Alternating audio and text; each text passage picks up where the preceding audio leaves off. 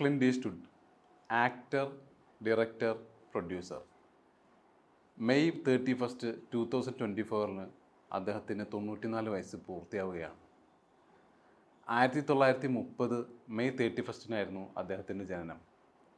അമേരിക്കയിലെ സാൻ ഫ്രാൻസിസ്കോയിൽ ജനിച്ച അദ്ദേഹത്തിൻ്റെ അച്ഛൻ ഒരു സ്റ്റീൽ പ്ലാന്റിലെ ജോലിക്കാരനായിരുന്നു, അമ്മ എഞ്ചിനീയറും. അദ്ദേഹത്തിൻ്റെ ബാല്യകാലം അത്ര സുഖകരമായിരുന്നില്ല.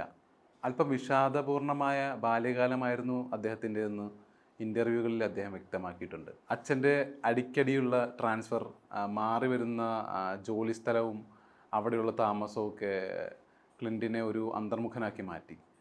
അല്പം ഷൈ ആയിരുന്ന ഒരു ക്യാരക്ടറായിരുന്നു ക്ലിൻറ്റ് ഈസ്റ്റ്വുഡിൻ്റേത്. അതുകൊണ്ട് തന്നെ അദ്ദേഹത്തിന് ഒരുപാട് സുഹൃത്തുക്കളൊന്നും ഉണ്ടായിരുന്നില്ല. സ്കൂളിൽ പഠിക്കുമ്പോൾ ഒരു നടനാകുമെന്ന് താൻ സ്വപ്നത്തിൽ പോലും വിചാരിച്ചിരുന്നില്ല എന്ന് അദ്ദേഹം വ്യക്തമാക്കിയിട്ടുണ്ട്. മ്യൂസിക്കിലും അതുപോലെ തന്നെ ബാസ്കറ്റ്ബോളിലൊക്കെ ആയിരുന്നു അദ്ദേഹത്തിന് താല്പര്യം. അങ്ങനെ ഇരിക്കുകയാണ് ഒരു ഇംഗ്ലീഷ് ടീച്ചർ അദ്ദേഹത്തെ ഒരു ഡ്രാമയിൽ അഭിനയിക്കാൻ വേണ്ടി വിളിക്കുന്നത്. അദ്ദേഹം പല ഡയലോഗുകളും മറന്നുപോവുകയും ഡയലോഗ് ഡെലിവറിയിലെ ടൈമിങ്ങിലെ വ്യത്യാസം കാരണം ആ കഥാപാത്രവും ആ ഡ്രാമയും പൊളിഞ്ഞു പോവുകയായിരുന്നു. അതോടുകൂടി തൻ്റെ ആക്ടിങ് സ്വപ്നം തന്നെ അവസാനിച്ചു എന്ന് അദ്ദേഹം കരുതിയതാണ്. പക്ഷേ അദ്ദേഹത്തിൻ്റെ ആ സമയത്ത് തന്നെ അദ്ദേഹം നല്ല ഉയരമുള്ള ഒരു പൂച്ചക്കണ്ണുള്ളൊരു വ്യക്തിയായിരുന്നു. അദ്ദേഹത്തിൻ്റെ ആ പ്രത്യേക ലുക്ക് കാരണം ആ ഇംഗ്ലീഷ് ടീച്ചർ പിന്നീടുള്ള ഡ്രാമകളിലും അദ്ദേഹത്തിന് പ്രധാന കഥാപാത്രം കൊടുക്കുകയുണ്ടായി. പഠനത്തിനോടൊപ്പം തന്നെ അദ്ദേഹം മരം വെട്ട്, ന്യൂസ് പേപ്പർ ബോയ് തുടങ്ങിയ ജോലികളൊക്കെ ചെയ്തിരുന്നു. അങ്ങനെ ഇരിക്കെ അദ്ദേഹം തന്നെ തൻ്റെ പഠനം അവസാനിപ്പിക്കുകയാണ് ചെയ്തത്. എന്നാൽ മാതാപിതാക്കൾ അദ്ദേഹത്തിനെ ടെക്നിക്കൽ സ്കൂളിൽ വീണ്ടും ജോയിൻ ചെയ്യിപ്പിച്ചു. ടെക്നിക്കൽ സ്കൂളിൽ പോയി അദ്ദേഹം ഗ്രാജുവേറ്റായി. ചില റിപ്പോർട്ട് പ്രകാരം അദ്ദേഹം ഗ്രാജുവേഷൻ എടുത്തിട്ടില്ല എന്നും സ്കൂളിൽ നിന്ന് പുറത്താക്കുകയായിരുന്നു എന്നൊക്കെ പറയുന്നുണ്ട്. ഏതായാലും സ്കൂൾ കാലം കഴിഞ്ഞതിന് ശേഷം ക്ലിൻറ്റ് ഈസ്റ്റ്വുഡ് വീട് വിട്ടിറങ്ങുകയും തൻ്റെ സുഹൃത്തുക്കളുടെ കൂടെ താമസിക്കുകയും ചെയ്തു. ആ സമയത്ത് ജീവിക്കാൻ വേണ്ടി പല പല ജോലികൾ ചെയ്തു. ഒരു എയർക്രാഫ്റ്റ് മെയിൻ്റനൻസ് കമ്പനിയിൽ അദ്ദേഹം ജോലി നോക്കുകയുണ്ടായി. സ്പീഡ് കാഴ്സിനോടും മെഷീൻസിനോടും ഒക്കെ ആയിരുന്നു അദ്ദേഹത്തിന് ആ കാലഘട്ടത്തിൽ താല്പര്യമെന്ന് അദ്ദേഹം പറഞ്ഞിട്ടുണ്ടായിരുന്നു. ഒരു ജാസ് പ്ലെയർ ആവുക എന്നുള്ളതായിരുന്നു അദ്ദേഹത്തിൻ്റെ ഏറ്റവും വലിയ ആഗ്രഹം. രാത്രികാലങ്ങളിൽ ബാറിൽ പിയാനോ വായിച്ചും പാർട്ടിയും ഒക്കെയായി യാതൊരു ചിന്തയുമില്ലാത്ത, ഒരു പ്ലാനിങ്ങും ഇല്ലാത്ത ജീവിതവുമായി ക്ലിൻറ്റ് ഈസ്റ്റ്വുഡിൻ്റെ ജീവിതം പോയിക്കൊണ്ടിരിക്കുകയാണ്. അദ്ദേഹത്തിന് US മിലിറ്ററിയിൽ ജോയിൻ ചെയ്യണമെന്നൊരു ആഗ്രഹം തോന്നുന്നത്. അങ്ങനെ ജോലി ചെയ്തുകൊണ്ടിരിക്കുന്ന ഒരു ഘട്ടത്തിൽ അദ്ദേഹം സഞ്ചരിച്ചു കൊണ്ടിരിക്കുന്ന ഒരു എയർക്രാഫ്റ്റ് ക്രാഷ് ആവുകയും അദ്ദേഹവും പൈലറ്റും കടലിൽ ചാടി രക്ഷപ്പെടുകയും ചെയ്തിട്ടുണ്ട്. ഏകദേശം മൈലുകളോളം അദ്ദേഹം നീന്തിയാണ് രക്ഷപ്പെട്ടത് കടലിലൂടെ. ആ സമയത്ത് തൻ്റെ ജീവിതം അവസാനിച്ചു പോയി എന്നും ഇനിയൊരു ജീവിതമില്ല എന്നൊക്കെ അദ്ദേഹത്തിന് തോന്നിയിരുന്നതായും മരണം മുഖാമുഖം കണ്ട ആ ഭീകരാവസ്ഥയെപ്പറ്റിയും അദ്ദേഹം പിന്നീട് പറഞ്ഞിട്ടുണ്ട്. ഏതായാലും വർഷങ്ങൾക്കിപ്പുറം എസ്കേപ്പ് ഫ്രം അൽക്കാട്രാസ് എന്ന് പറഞ്ഞ സിനിമയിൽ അദ്ദേഹം അവതരിപ്പിച്ച കഥാപാത്രം ഒരു തടവുപുള്ളിയുടേതായിരുന്നു. ആ തടവുപുള്ളി ജയിൽ ചാടി മൈലുകളോളം കടൽ നീന്തി രക്ഷപ്പെടുന്ന ഒരു കഥാപാത്രമായിരുന്നു അദ്ദേഹത്തിൻ്റേത്. അതൊരു പക്ഷേ ഒരു നിയോഗമായിരിക്കാം. ഏതായാലും US ട്രെയിനിങ്ങിൻ്റെ സമയത്തൊക്കെ അദ്ദേഹത്തിൻ്റെ ചില സുഹൃത്തുക്കൾ സിനിമയിൽ കമ്പമുള്ളവരുണ്ടായിരുന്നു. അവരുടെയൊക്കെ അഭിപ്രായ പ്രകാരം അദ്ദേഹം US തിരിച്ചെത്തുകയും പിന്നീട് അവിടെ ഒരു ആക്ടിംഗ് ട്രെയിനിങ് കോഴ്സിന് ജോയിൻ ചെയ്യുകയും ചെയ്തു. അതോടൊപ്പം തന്നെ അദ്ദേഹം എക്കണോമിക്സ് പഠിക്കാൻ വേണ്ടി അവിടെയുള്ള യൂണിവേഴ്സിറ്റിയിൽ ജോയിൻ ചെയ്യുകയും ചെയ്തിട്ടുണ്ട്.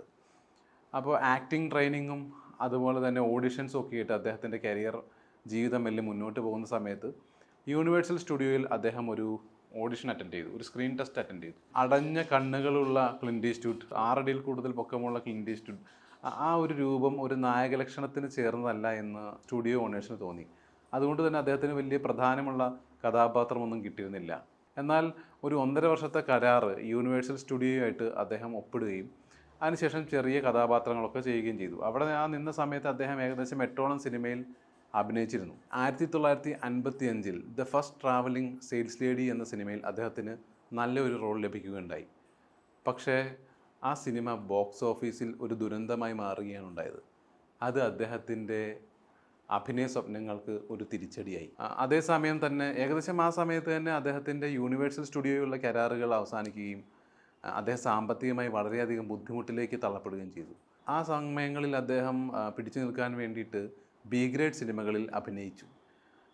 അത് അദ്ദേഹത്തിന് വളരെ വിഷമമുണ്ടാക്കിയിരുന്നതായി പിന്നീട് അഭിപ്രായപ്പെട്ടിരുന്നു. ആ സമയത്ത് അദ്ദേഹം വളരെയധികം ഒറ്റപ്പെടുകയും തഴയപ്പെടുകയും ചെയ്തു. എന്നിരുന്നാൽ തന്നെ അദ്ദേഹം തൻ്റെ ആഗ്രഹത്തിൽ നിന്ന് പിന്നോട്ട് പോകാൻ തയ്യാറായിരുന്നില്ല.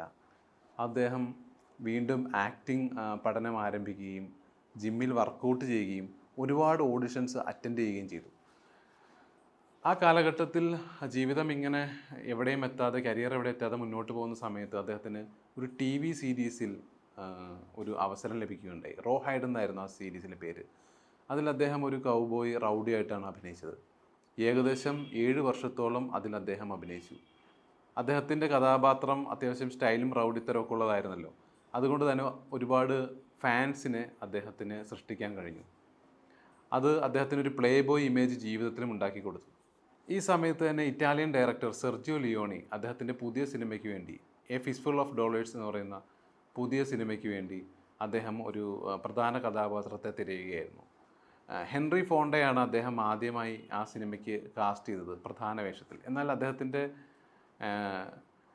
റെമ്യൂണറേഷൻ തീരെ അവരുടെ പ്രൊഡക്ഷന് താങ്ങാതെ വരികയും അവർ വേറെ പല ഓപ്ഷനിലേക്ക് പോവുകയും ചെയ്തു.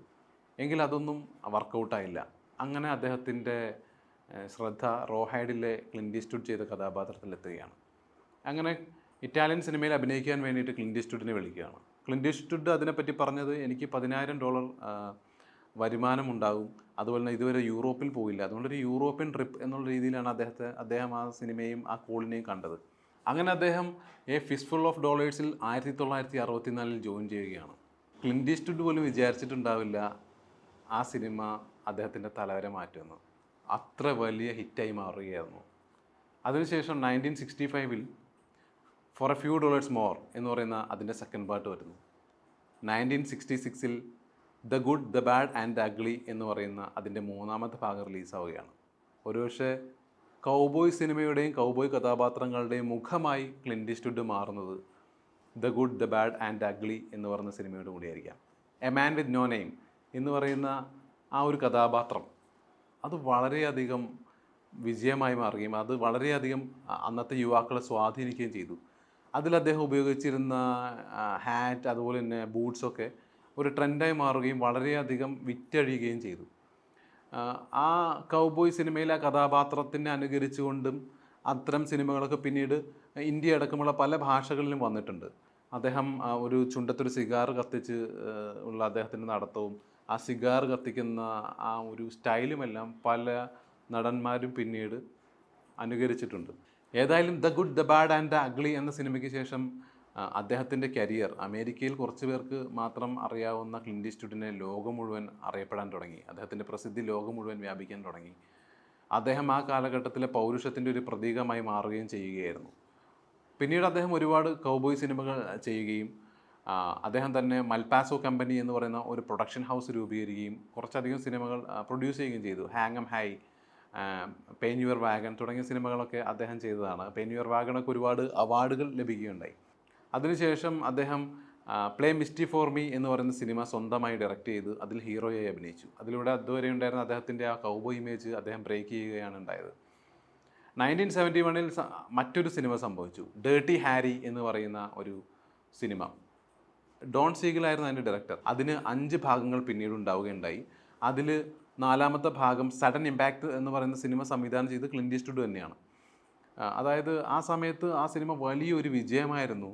എന്നിരുന്നാൽ തന്നെ പൊളിറ്റിക്കലി ഇൻകറക്റ്റ് ആണ് എന്ന് പറഞ്ഞ് മസ്കുലാനിറ്റിയെ ക്ലിൻ്റ് ഈസ്റ്റ്വുഡ് ഭയങ്കരമായിട്ട് അദ്ദേഹത്തിൻ്റെ കഥാപാത്രം പ്രകീർത്തിക്കുകയാണെന്നൊക്കെ പറഞ്ഞിട്ട് ആ സമയത്ത് ഒരുപാട് വിമർശനങ്ങൾ അവിടുത്തെ ആ സമയത്ത് ക്രിട്ടിക്സിൻ്റെ ഭാഗത്തുനിന്നുണ്ടായി. എന്നിരുന്നാൽ തന്നെ ഡേർട്ടി ഹാരി ഒരു വലിയ വിജയമാവുകയും ആ കഥാപാത്രം അത്രമേൽ ഹിറ്റാവുകയും ചെയ്തു. 1985 ക്ലിൻ്റ് ഈസ്റ്റ്വുഡ് ഡയറക്റ്റ് ചെയ്ത പേൾ റൈഡർ എന്ന സിനിമ 80s ഏറ്റവും വലിയ പണം വാരി സിനിമകളിൽ ഒന്നാണ്. 1992 അദ്ദേഹം സംവിധാനം ചെയ്ത അൺഫോർഗീവൺ എന്ന സിനിമ, അത് ഡേർട്ടി ഹാരി പോലെ തന്നെ അദ്ദേഹത്തിൻ്റെ കരിയറിലെ ഒരു മൈൽ സ്റ്റോൺ ആയിരുന്നു. അൺഫോർഗീവൺ ഏറ്റവും മികച്ച സംവിധായകനും ഏറ്റവും മികച്ച സിനിമയ്ക്കുമുള്ള അക്കാദമി അവാർഡ്സ് അദ്ദേഹത്തിന് നേടിക്കൊടുത്തു. അൺഫോർഗീവണിലെ അദ്ദേഹത്തിൻ്റെ കഥാപാത്രം ഗ്യാങ്സ്റ്ററായിരുന്ന ഒരാൾക്ക് മാനസാന്തരം വരികയും അദ്ദേഹം സ്വന്തം കുടുംബത്തിന് വേണ്ടി പഴയ ഭൂതകാലമെല്ലാം മാറ്റിവെച്ച് കുടുംബത്തോടൊപ്പം ജീവിക്കുകയും ചെയ്യുന്ന ഒരു കഥാപാത്രമായിരുന്നു. പിന്നീട് അയാൾക്ക് പല കാരണങ്ങളാൽ വീണ്ടും ഗ്യാങ്സ്റ്ററായി മാറേണ്ടി വരുന്ന, അയാൾ നേരത്തെ ചെയ്ത തൊഴിൽ ചെയ്യേണ്ടി വരുന്ന ഒരവസ്ഥ ഉണ്ടാവുകയാണ്. ഈ കഥയെയും കഥാപാത്രത്തെയും പറ്റി ഞാൻ പറയുമ്പോൾ നിങ്ങൾ കണ്ട പല സിനിമകളും ഓർമ്മ വന്നിരിക്കാം. ഏതായാലും 1993-ൽ ക്ലിൻ്റ് ഈസ്റ്റ്വുഡ് ഒരു വിചിത്രമായ തീരുമാനമെടുത്തു. അതായത് ഇനി ഞാൻ സംവിധാനം ചെയ്യുന്ന സിനിമയിൽ മാത്രമാണ് അഭിനയിക്കുകയുള്ളൂ എന്ന്. അതിനുശേഷം 1995-ൽ ബ്രിഡ്ജസ് ഓഫ് മാഡിസൺ കൗണ്ടി എന്ന് പറഞ്ഞൊരു സിനിമ ഡയറക്റ്റ് ചെയ്തു. മെറിൽ സ്ട്രീപ്പായിരുന്നു അദ്ദേഹത്തിൻ്റെ ഒപ്പം അഭിനയിച്ചത്. ഒരു റൊമാൻറ്റിക് മൂവിയായിരുന്നു ആ സിനിമ. മെറിൽ സ്ട്രീപ്പിൻ്റെ അഭിനയം പലപ്പോഴും ക്ലിൻ്റ് ഈസ്റ്റ്വുഡിന് മുകളിൽ പോയോ എന്ന് നമുക്ക് സംശയം തോന്നും. ഏതായാലും ക്ലിൻ്റ് ഈസ്റ്റ്വുഡും മെറിൽ സ്ട്രീപ്പും മത്സരിച്ച് അഭിനയിച്ച ഒരു സിനിമയായിരുന്നു ബ്രിഡ്ജസ് ഓഫ് മാഡിസൺ കൗണ്ടി. 2000-ന് ശേഷം ഒട്ടനവധി മികച്ച ചിത്രങ്ങൾ സംവിധാനം ചെയ്യുകയും അഭിനയിക്കുകയും അദ്ദേഹം ചെയ്തു. $1 million baby, grand Torino, American sniper, blood work, the mule, അങ്ങനെ ചേഞ്ച്ലിംഗ്, അങ്ങനെ ഒരുപിടി ചിത്രങ്ങൾ അദ്ദേഹത്തിൻ്റേതായിട്ടുണ്ട്. അതിൽ അമേരിക്കൻ സ്നൈപ്പർ ഏറ്റവും കൂടുതൽ കളക്ഷൻ നേടിയ വാർ സിനിമകളിലൊന്നാണ്. $1 മില്യൺ ബേബിക്ക് 4 അക്കാദമി അവാർഡുകളാണ് അദ്ദേഹത്തിന് കിട്ടിയത്. അതായത് മികച്ച ചിത്രം, സംവിധായകൻ, മികച്ച നടി, മികച്ച സഹനടൻ എന്നിങ്ങനെ 4 അവാർഡുകൾ $1 മില്യൺ ബേബി നേടുകയുണ്ടായി. ബോക്സ് ഓഫീസിലും ആ സിനിമ വലിയ വിജയമായിരുന്നു. 182 നോമിനേഷനിൽ 162 അവാർഡുകൾ വിജയിച്ച ഒരാളാണ് ക്ലിൻ്റ് ഈസ്റ്റ്വുഡ്. ഇത്രയധികം കൊമേഴ്ഷ്യലി സക്സസ്ഫുള്ളായ, ക്രിട്ടിക്കലി സക്സസ്ഫുള്ളായ, ഇത്രയധികം ബോക്സ് ഓഫീസ് ഹിറ്റുകളുള്ള മറ്റൊരു സിനിമ സംവിധായകനോ നടനോ അല്ലെങ്കിൽ ഒരു ഫിലിം പേഴ്സണാലിറ്റി വേറെ ആരെങ്കിലും ഉണ്ടോ എന്നുള്ള കാര്യത്തിൽ സംശയമാണ്.